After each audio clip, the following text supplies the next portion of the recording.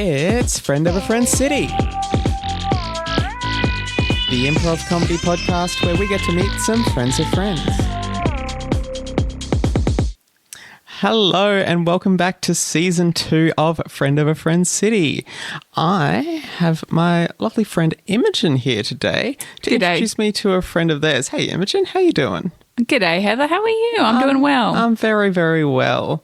Now, who have you brought along so we can have a chat to? I'm bringing along my very dear friend. I'm doing it a bit as a favour.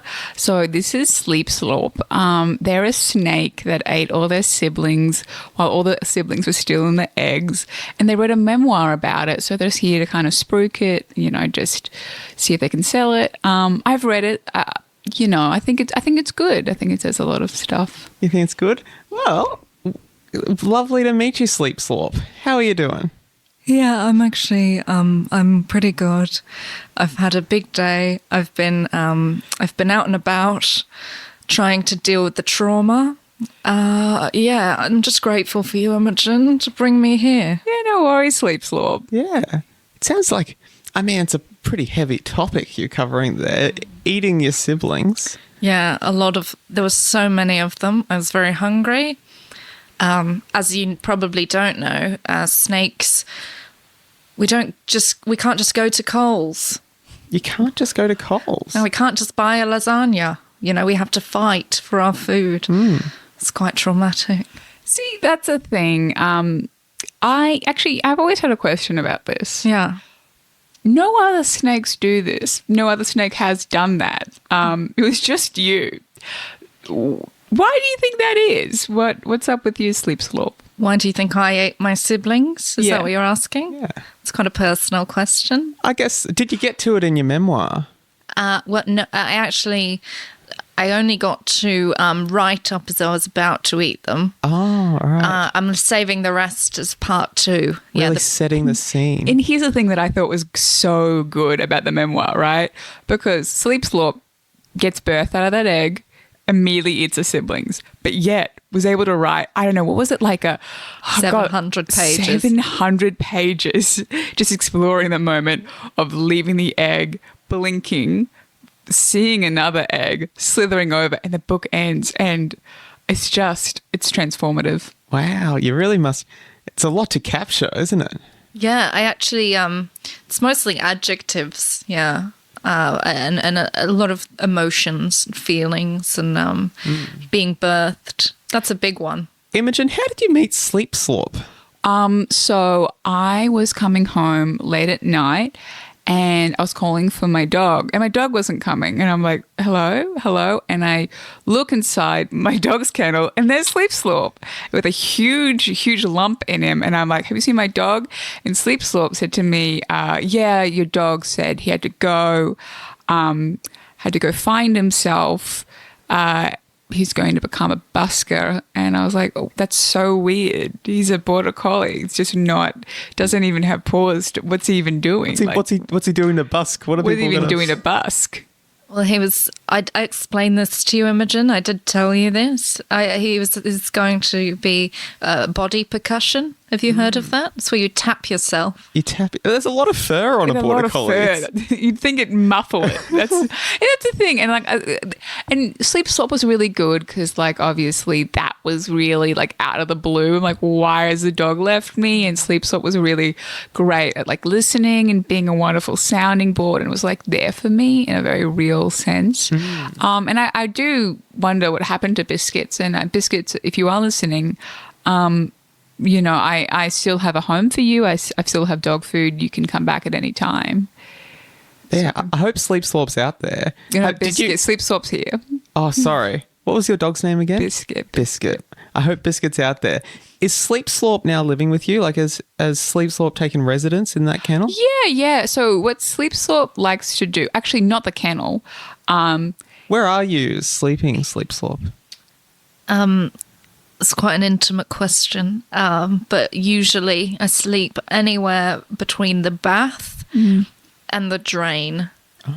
Yeah, I sort of rest my body on an assortment of period products, and then I sort of put my head on an assortment of hair, that's been molted onto the bathroom floor, and that's where I feel at home. Is that what? Did you put that together, or was that already there in Imogen's bathroom? I don't want to throw you in it, Imogen, but I'm going to have to. I don't have hands to put that together, so that's quite clearly still there, and I'm grateful for it now. I have a lot going on. Yeah. Like, I'm a busy woman, and some things just need to be put on the back burner. Yep. Yeah. So the bathtub's a place for things. Yeah, the bathtub. I would say, what is a bathtub but a large bucket? Exactly. You know, what is a bathtub really, other than a divot? What's a divot for, other than, you know, pads? Exactly. Yeah, a lot of them. And a heavy flow. A heavy flow. What now? What's going on? What's going on at home? What are you doing with yourself, Sleep-Slorp? In between the tears and rereading my book, I actually help Imogen with her hobby of cross stitch. Oh. Yeah, I can't do it because of the lack of limbs, but I provide moral support. Yeah. Yeah. Sleep-Slorp just kind of coils around me and it's really lovely. It's like a hug. It just begins to constrict.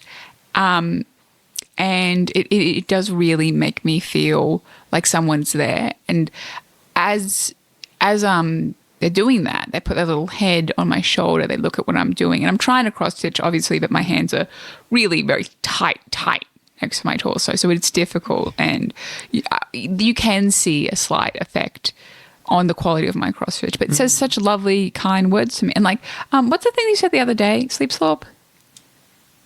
I think I said, bash it, bitch. Yeah, bash it, bitch. Bash it, bitch. And I was like, that's really, you know, and that's the kind of language I think Sleep-Slorp really uses in their memoir that really, I think, brings home that kind of raw emotionality that you have when you're, you know, slithering out of a shell. Wow. One day I saw Sleep-Slorp and it was as if a dream or a nightmare because they were coming through ocean waves towards me. And I thought originally they were coming to embrace me. And then the mouth opened and I'm like, oh no, they're going to eat me. But then Sleep-Slorp kind of just gave me a gentle open mouth kiss and it made me feel bad that I ever thought that Sleep-Slorp would ever want to hurt me. And it was a real learning moment for me, I think. But Imogen, can I just confirm something? Yeah. How do I know that you won't replace me with another dog or another snake or a human love partner?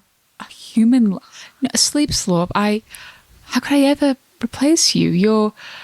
No one else is there for me when I'm feeling down and wanting to share my wins for me when I'm feeling up and constantly monitoring my height and weight and comparing it to the diameter of their mouth like you, Sleep-Slorp. There's no one else. There's no one else like you. Thank you. That just makes me feel really loved. After you ate your siblings, you must find it really hard to go back to eating meat, right? You'd think that, but I'm actually really partial. Partial to what? To just a variety of meats, like Imogen has so much ham, but just more ham than a person should have in their freezer. It's from Christmas. It's not from Christmas. You went overseas at Christmas.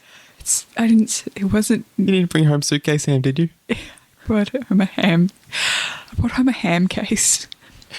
And you just have it, and I just go to town. I just watch Gilmore Girls, and I sit there all night just eating ham. And that has affected my sleep. I won't lie, just because Sleep-Slorp has really bad hearing, so it's the volume is cranked. I'm hearing Rory's dry witticisms just pumped into my earbuds truly at 2 a.m. in the morning, and also the noise of the ham eating, just like a wet schlucking noise. It sounds like a crocodile making love to a crocodile skin shoe. I just don't understand why you just have to be so negative. It's your hair. I'm just helping you get through it. Look, we said we weren't going to do this in the podcast. Sorry, I didn't mean to. No, it's fine. My siblings are dead. We can, if we want to talk about it, we can talk about it. I'm happy with talking about it, okay? We can talk about it. I have to go in to work at the pet store every day. And when I'm tired, I feel like I do a worse job. And I just would need my sleep. Like, for instance, a lot of animals have gone missing from the pet store on my watch. And I don't know when or why that happens because I'm so tired. You know, you come in and I'm having a great time and then I just get distracted by something and then all of a sudden both you and the animal are gone. And I feel like if I was sleeping more, you know, I would know where those gerbils were. Well, you know where they were. They went boating. I told you. They went boating. Yeah, you do. And that's Pitbull. That's the thing. If you weren't there, though, you know how much trouble I'd be? Because my boss comes in, they go, Imogen, there's no goldfish. And I say, the goldfish have gone to a wellness retreat. I know because Sleep-Slorp told me. And they're like, okay, well, that's fine. But you need to get them to give us some notice. And I don't even catch them as I leave the door, right? Because I'm so tired. Yeah. It's just hard. It's hard to keep up with stuff when you're tired, isn't it? It is. It's hard being a modern woman. It's hard being a modern woman. And there's nothing else that could be happening there at all. No. Just sleep deprivation. And how's your Sleep-Slorp? Oh. It's in your name. Yeah. Well, I like to sleep for about 15 minutes at a time. Mm-hmm. And during that time, I have terrible night terrors. Awful. Thrashes. I hear the screams of my dying siblings as they go down my gullet. I hear them from within me. Have you ever eaten anything that's also screaming? I can't say I have, no. Well, do it and then come back to me. Is that a recommendation in your memoir to really get the experience? Well, to be honest, no. So you're getting an exclusive here, Heather. Imogen, it was like that time that you ate that rabbit. I did eat a rabbit, yeah. It was... So this was in my wilder years. How long ago, roughly? This was roughly, I want to say, oh my God, 13 maybe days ago. So it was Sleep-Slorp and I, and we were frolicking through the fields, and you know, as you do, and it was a beautiful farmyard film in rural Queensland, and we see a rabbit, and I go, a rabbit? They're not supposed to have that in Queensland. That's wrong. And Sleep-Slorp says, yeah, it was wrong, and you need to punish them. Mm. Yeah. And what did you? And I said, what do you mean? And Sleep-Slorp said, do you remember what you said? Yeah, I said, bash it, bitch. Bash it, bitch.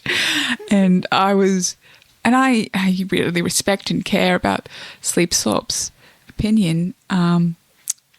So I did. I picked up the rabbit and killed and ate it. But you ate it and then killed as it was. Yeah. You killed it with your gut peristalsis. But I had to, because I just kept going back to the thing that you wrote in your memoir as I was doing it, which is that a life worth living is a life with risks. And that, you know, as modern women, we're asked to make ourselves smaller and eat less rabbits, you know. And I just thought that was so true. I feel like, you know, it's just so hard as a modern woman to eat a still alive rabbit. And is that right? And should that be challenged? I think it should be. I wouldn't recommend the experience. I now also have night terrors. Thrashing too? I thrash. Yeah, I thrash. You thrash, but sort of on a sporadic scale. So it's a sort of a thrash, stop. Oh. Thrash, stop. That kind of rhythm. It must really interrupt Gilmore Girls. It does. But one really cool thing, actually, it's so interesting you bring that up, is that Sleep-Slorp actually records me sleeping, and for apparently just monitoring my sleep schedule, so I'm not, it's normal, but has sampled my thrashing noises and is starting a little music label, and is breaking it down on the DJ decks, as they say. You picked up any gigs there, Sleep-Slorp? Well, actually, I'm excited to tell you this. I haven't actually told you this, Imogen, but it's pretty exciting. So my music label, which is called Thrash. Nice. Wow. Is that original? Not taken? Yeah. I believe there's a magazine called Thrasher. No. Incorrect. No. Okay, look, I'll take your word for it, Sleep-Slorp. Yeah, it's You not. are slowly constricting me as we're talking. Yeah, and I tend to do that. I was noticing that, and I am trying to be non-jealous because we've had this conversation before, and I just want to say that I am not. You want to do this here? You want to do this right. here? You're right. This conversation can wait. This conversation can wait. No, please. I'm right here. And I thought I was the one you constricted, and I thought maybe we had something special, and I thought we did have this conversation. Well, it's just Heather was looking cold, and I just thought, here I am with my big long tail. Oh yeah, I thought it'd be You're wearing a jacket. Yeah, a denim jacket that's bedazzled. I mean, you could have offered me the jacket, Imogen. Yeah, and you didn't. Let's just talk about your music label, maybe. Because maybe talk about my music label, classic. The jacket has emotional significance for me. Okay, yeah, sure. It says bitch on the back. It says bitch on the back because you keep telling me to bash it, bitch. So I bedazzle it by hand. Do you ever wonder why they're green? They're green like your scales. See, I do all these little things, Heather. I do all these little things trying to connect, trying to reconnect with Sleep-Slorp. And I feel like it just goes on their death snake ears or holes. They have little holes on the side of their head. Holes. Yeah. I'm sorry. I need to open my holes more for you. And I know that. And I'm trying. I'm trying to be better. And that's all you can ask. Yeah.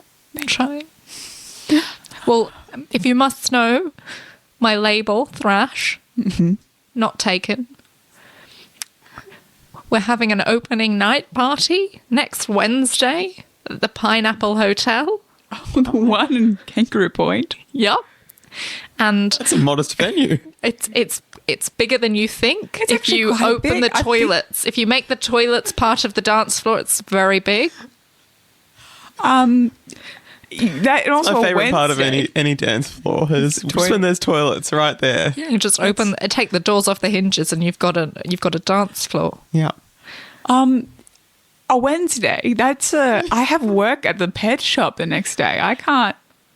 Well, they were booked up on the Friday. Yeah, that's for trivia. Night. They had trivia. Yeah, and then they had bingo on the Saturday. But it's beside the point, Imogen. What I was trying to say is that I'm putting on this party for you. For me? I was going to tell you. I was going to be a surprise, but you were going to walk in and your favourite band was going to be playing because I've signed them to Thrash. Wait. Imogen's favourite band. The Beatles? All four of them. You got the Beatles onto Thrash? Yeah. You got Lennon? I got the dead ones and the alive one. How do you get the dead ones? It's a special brand of snake magic. Oh. Don't ask questions. Okay. Did you get Yoko Ono? I couldn't get Yoko. She evaded me.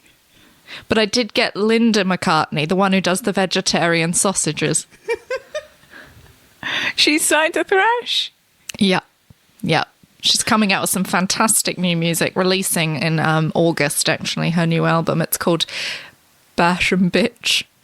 Can't wait. I helped her with the title. Beautiful. Can I ask you, I know you said no questions, but can I just say a statement and you just tell me if it's true? Sure. Getting the dead ones, you didn't just slither down into the grave, down the gullet, and kind of ineffectively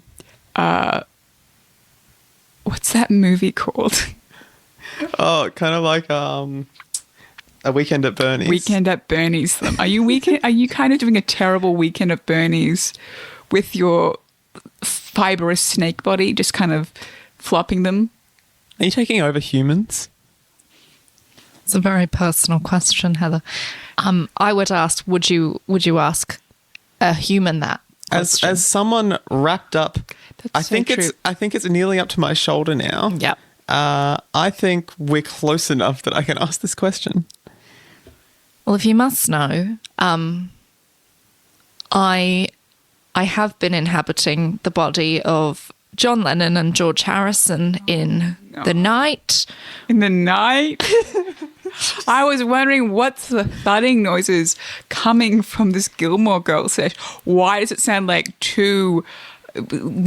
just skeletons just kind of clattering on the ground? I just thought that you were getting very into pick up sticks again.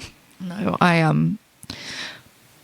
have, yes, I've been slithering into their dead corpses and learning how to play Hey Jude. Can I Is that your favourite Beatles song? That's my favourite Beatles song. You've done well, Sleep-Slorp. Thank you. Thank you very much. Do you actually know how to play Hey Jude?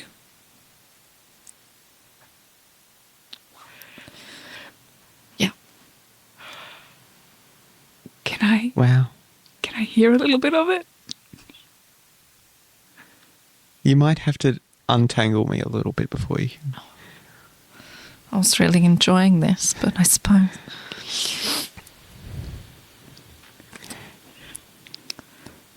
Hey, Imogen. Oh my God. I changed it to Imogen. Oh my God, it's me. Yep.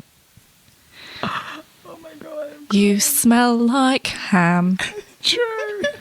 That's true. 'Cause you have so much ham in your freezer. Do from Christmas. You say that you got it in Vietnam, I did get it on my but I Christmas don't tree. know how you got it back. I'm bribed. a lot of airport agents. Oh. Yeah. That's beautiful. Thank It's you. amazing. You're a thoughtful snake, Sleep-Slorp. Thank you so Your much. siblings would have been very proud of you. Yeah. They're still in me, technically. Oh. Yeah. You haven't. You haven't fully digested them? Nope, I've actually never seen you use the bathroom or. I don't. Okay. That's why I can open it up to the dance floor, because I have no need for a toilet. Oh. Yeah. Well, it sounds like you're going to have a magical Wednesday night. Thank you, Heather. You're welcome to join. Oh, Yeah, you're welcome to come. You I'd should love come. to. I'd love to come along. That's so nice of you to invite me. Is there a dress code? I like to say bitchin', whatever figured. that means to you. Yeah, okay. Just take that as a vibe. No, sure. Now, we're just coming to the end. Thanks so much for coming in, both of you. I just wanted to ask before we finished, what's your favourite things to do in Brisbane? Do you have a little joint activity you've done together recently? We do that thing on a Sunday, Imogen. We do that thing on a Sunday. So what happens is like a really fun game is that I bring Sleep-Slorp to my my pet store and I close my eyes and I count to 10 and Sleep-Slorp has organised for all the small rodents and birds and budgies in the pet store to play hide and seek with me, and they're very good. Have you found very any? good. No. Oh. Then we make out under the Story Bridge. And then we make out. I put Sleep-Slorp's whole head in my mouth. That's romantic. Thank you. No. All right. Thanks so much for being on the podcast. And thanks everyone for listening to Friend of a Friend City.